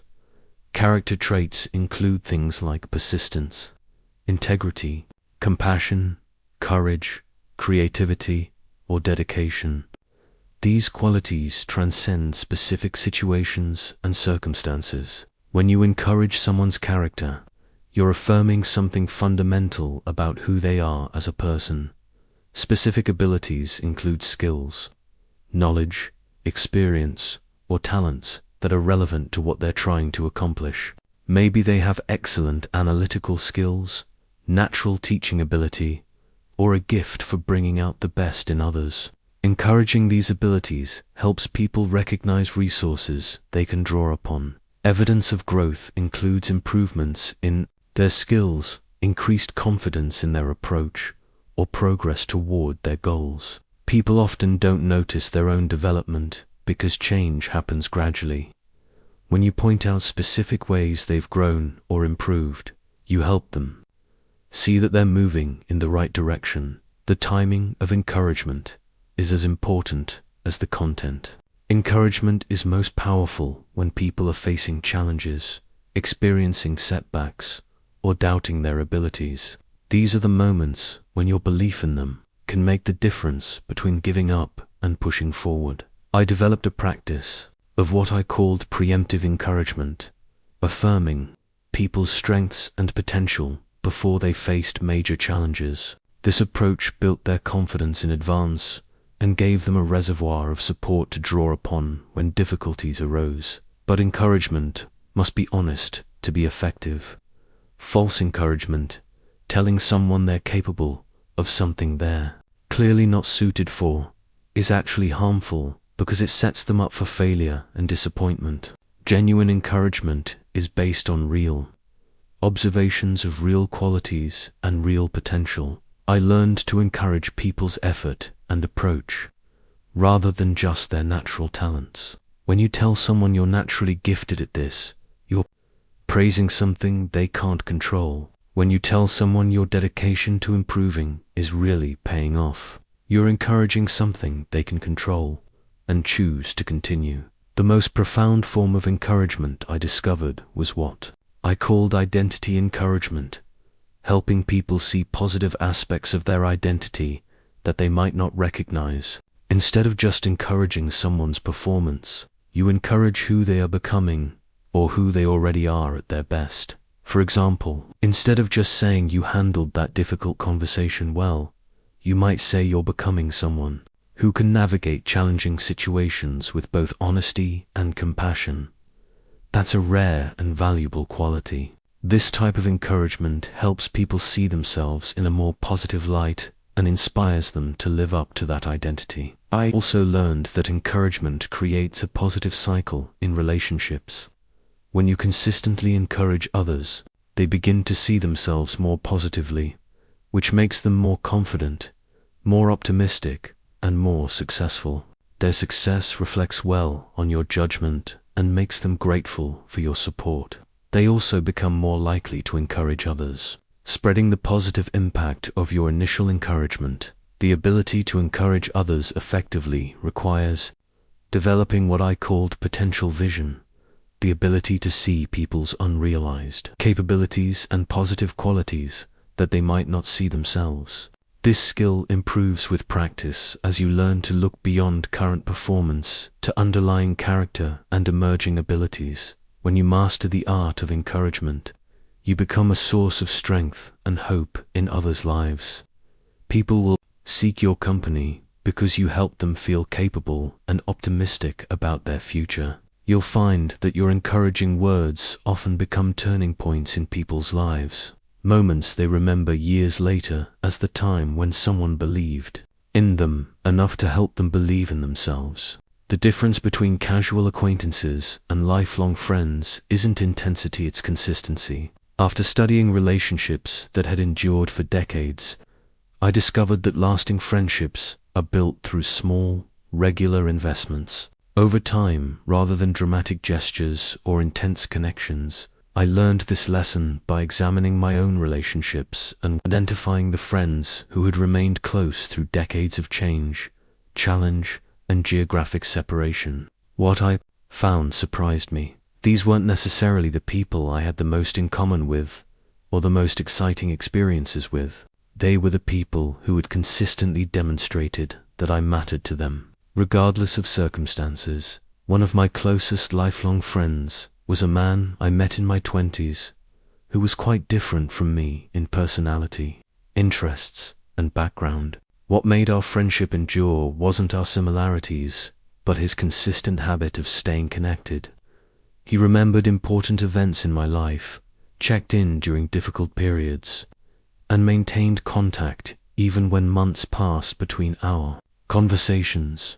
40 years later, he remains one of my most trusted friends because he established a pattern of reliability that I learned to count on completely. This experience taught me that lasting friendships are built on what I came to call friendship fundamentals, basic behaviors that demonstrate consistent care and investment in the relationship.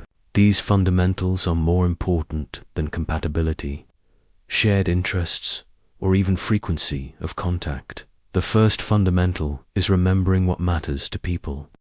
Lifelong friends remember your birthday, your anniversary, your children's names, and the challenges you're facing. They follow up on things you've told them were important to you. They ask about the job interview you mentioned, the health issue you're dealing with, or the project you're excited about. This remembering shows that you occupy mental space in their life even when you're not physically present. I developed a simple system for tracking important information about the people I cared about. I kept notes about their family members, their goals, their challenges, and their interests. This wasn't manipulation, it was a practical way to ensure that I could be a consistent friend even as my life became busier and more complex. The second fundamental is showing up during difficult times. Casual friends enjoy the good times with you, but lifelong friends are present during the struggles. They call when you're going through a divorce, visit when you're in the hospital, and offer help when you're facing challenges. Their presence during your worst moments creates bonds that can't be broken by time or distance. I learned that showing up doesn't require grand gestures or perfect solutions. Sometimes the most meaningful support is simply being present, listening without judgment, and reminding someone that they're not facing their challenges alone. The friends who lasted were those who didn't disappear when life got complicated. The third fundamental is celebrating successes without jealousy. Lifelong friends genuinely rejoice in your achievements and good fortune. They're excited about your promotion, happy about your new relationship, and proud of your accomplishments. They don't compete with your success or minimize your achievements. They amplify your joy by sharing it. This ability to celebrate others' success requires emotional maturity and genuine love for your friends. It means setting aside your own insecurities and disappointments to focus on their happiness. I discovered that friends who could do this consistently became irreplaceable because they made good times even better through their authentic enthusiasm. The fourth fundamental is accepting change and growth. Lifelong friendships survive because both people evolve over the years, and true friends support each other's growth even when it changes the dynamic of the relationship. You might become more successful than your friend, or they might develop interests you don't share, or your life circumstances might become very different. Lasting friends adapt to these changes rather than trying to keep each other frozen in the past. I watched many friendships fail because one or both people couldn't accept how their friend had changed. They wanted their friend to remain the same person they had been years earlier, and they became resentful when natural growth occurred.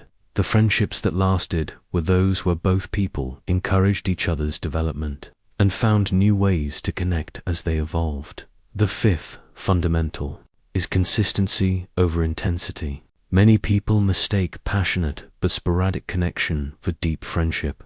They have intense conversations, make dramatic promises, and share profound experiences, but they don't maintain regular contact or consistent care. Lifelong friendships are built on reliable, steady investment rather than emotional peaks and valleys. I learned to prioritize consistent small gestures over occasional grand ones. A monthly phone call or quarterly visit means more than an elaborate annual celebration. Regular check-ins and steady support create the foundation that allows friendships to weather the inevitable challenges and changes of life. The sixth fundamental is creating shared experiences and memories. Lifelong friends don't just talk about life, they experience it together. They take trips, celebrate milestones, face challenges, and create a history of shared experiences that bonds them together. These memories become the stories you tell for decades and the foundation of your connection. But shared experiences don't have to be expensive or elaborate. Some of my strongest friendship memories involve simple activities, long conversations, over coffee, walks in the park, helping each other move, or just spending quiet time together. The key is intentionally creating opportunities to share life rather than just discussing it. The seventh fundamental is forgiveness and grace. Every long-term relationship includes misunderstandings, hurt feelings, and mistakes. Lifelong friends learn to forgive each other's imperfections, apologize for their own mistakes, and give each other grace during difficult periods. They understand that perfect friends don't exist, and they choose to focus on the overall pattern of care rather than isolated incidents of disappointment. I learned that holding grudges and keeping score destroys friendships over time. The relationships that lasted were those where both people developed the ability to address problems directly, forgive genuinely, and move forward without resentment. The most important insight I gained about lifelong friendships is that they require intentional investment from both people. You can't build a lasting friendship through one-sided effort, but you can initiate the pattern of consistent care that invites reciprocal investment. When both people commit to the friendship fundamentals, they create a bond that enriches their entire lives and provides support, joy, and meaning for decades. One of the most painful experiences in human relationships is watching a valued friendship deteriorate or suddenly end due to misunderstanding, conflict, or neglect. Over the years, I've learned that many broken friendships can be repaired, but the process requires humility, patience, and a systematic approach that addresses both the surface issues and the underlying damage. The first step in repairing a damaged friendship is honestly assessing whether the relationship is worth saving and capable of being restored. Not every broken friendship should be repaired. Some relationships end because they were built on unhealthy foundations, because one person has become toxic, or because the fundamental values and directions of the two people have become incompatible. I learned to ask myself several crucial questions before attempting to repair a friendship. Was this relationship genuinely beneficial for both people before it was damaged? Are both people capable of the honesty and effort required for restoration? Has enough time passed for emotions to cool and perspectives to mature? Is the other person likely to be receptive to reconciliation efforts? I once spent months trying to repair a friendship with someone who had become consistently negative, critical, and draining. Despite my best efforts, every interaction left me feeling worse about myself and more frustrated with the relationship. I finally realized that some relationships end for good reasons, and trying to force restoration can be harmful to everyone involved. But when a friendship is worth saving and both people are capable of growth, the repair process can actually strengthen the relationship beyond its original state. Some of my deepest friendships today are ones that went through periods of damage and were restored through honest communication and mutual effort. The second step is taking responsibility for your role in the damage without requiring the other person to do the same. This is perhaps the most difficult aspect of friendship repair, because our natural instinct is to focus on what the other person did wrong. But restoration begins when someone is willing to acknowledge their own contributions to the problem without deflecting or minimizing. I learned this lesson through a painful experience with a close friend who felt I had betrayed his confidence. By sharing something he had told me in private, my immediate reaction was to defend myself by explaining that I hadn't meant to betray him and that the information wasn't that sensitive. This defensive response only made things worse because it communicated that I was more interested in protecting my image than in understanding his feelings. When I finally stopped defending myself and simply acknowledged that I had violated his trust regardless of my intentions, the conversation shifted dramatically. I said, "You trusted me with something private, and I shared it with someone else. That was wrong, and I understand why you feel betrayed. I'm sorry for hurting you."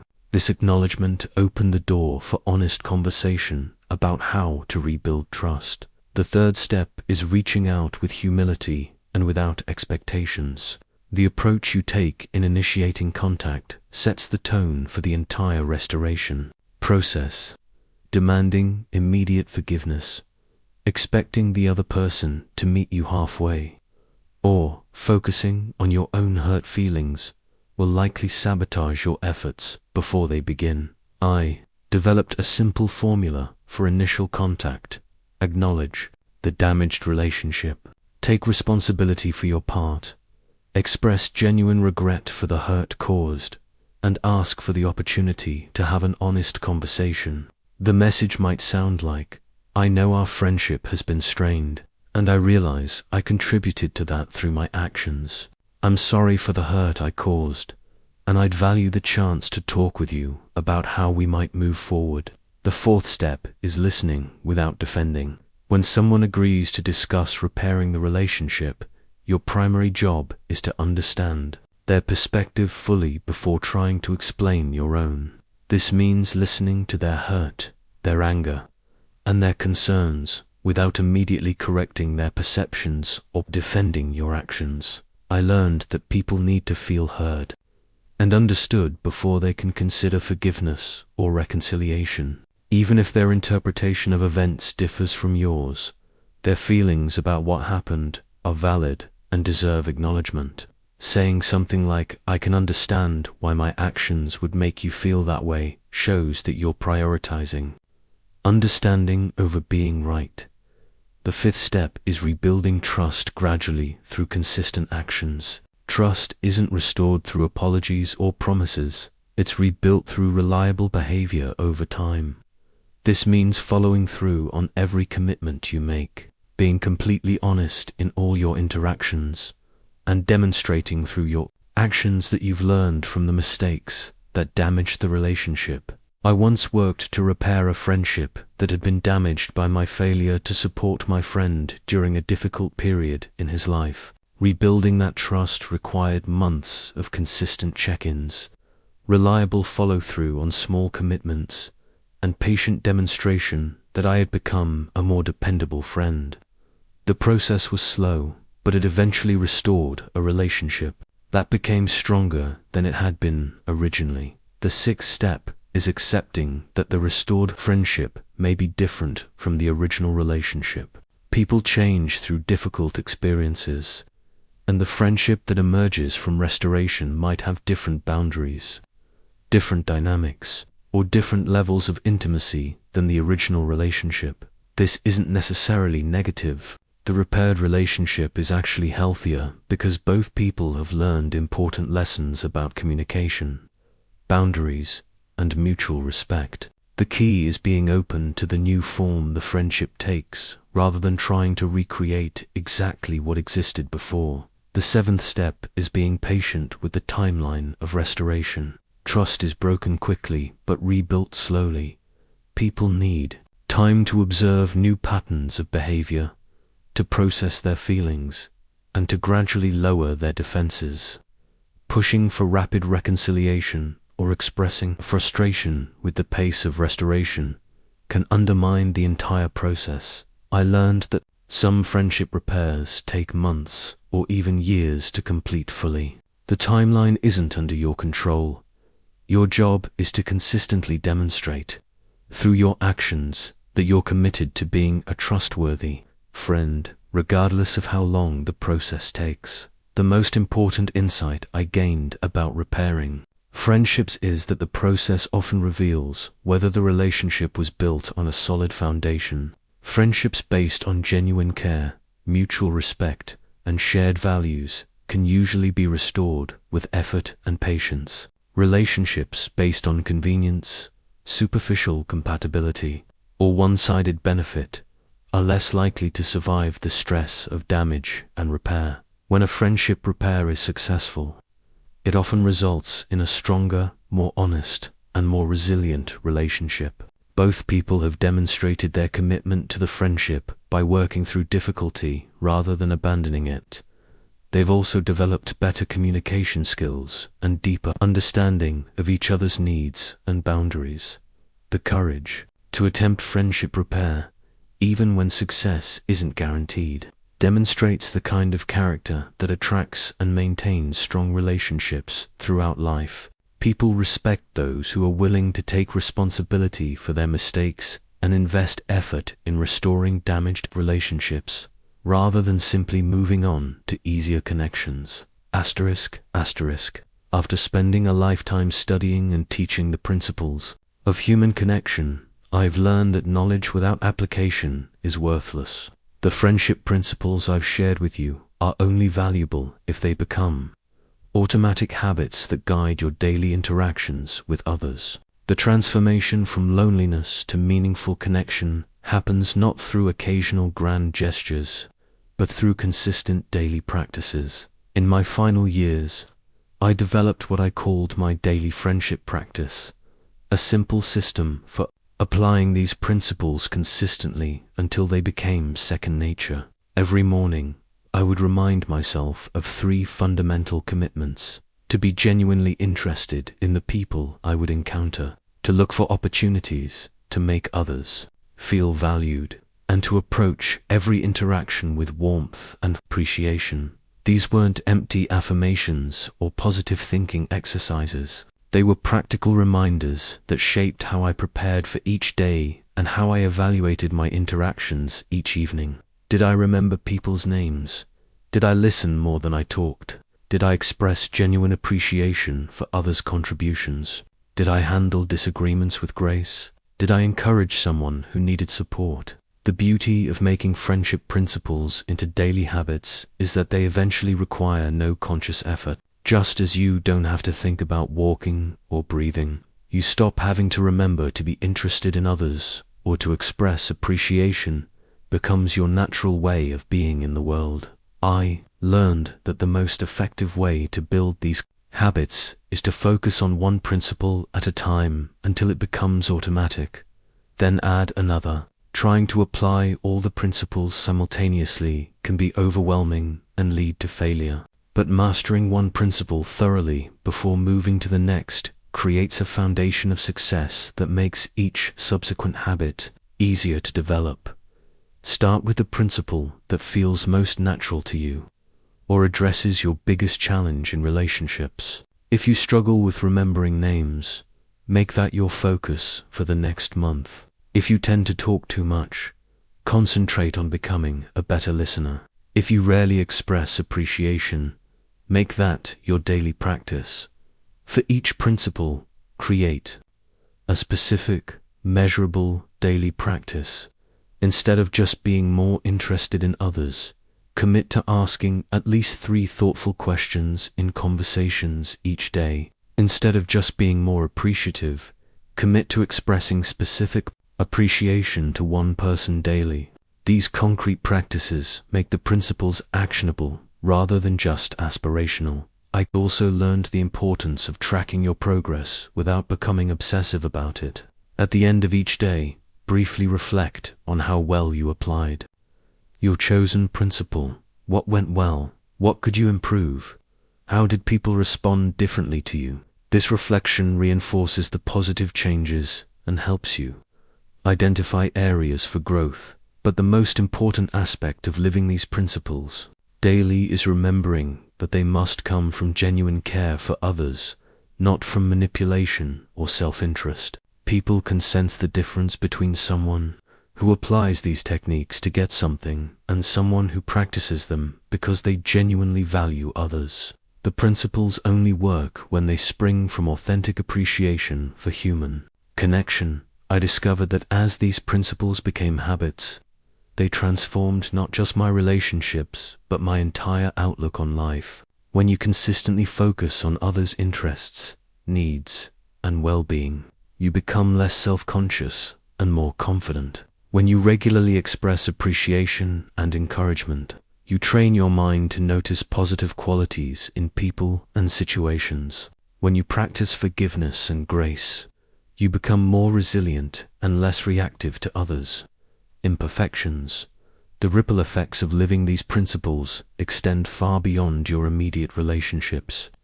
As you become known as someone who genuinely cares about others, you attract people who share similar values.